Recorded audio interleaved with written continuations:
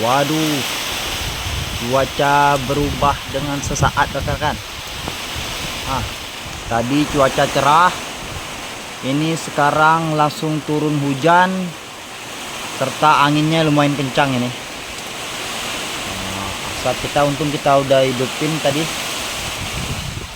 biar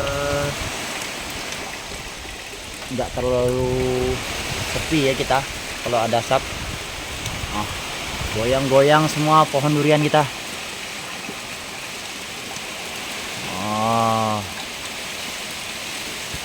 Wow, durian cane itu jatuh tuh. Tuh pasti ada yang rontok, yang nggak bagus itu biasanya.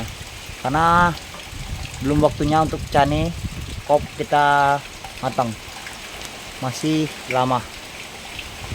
Oke.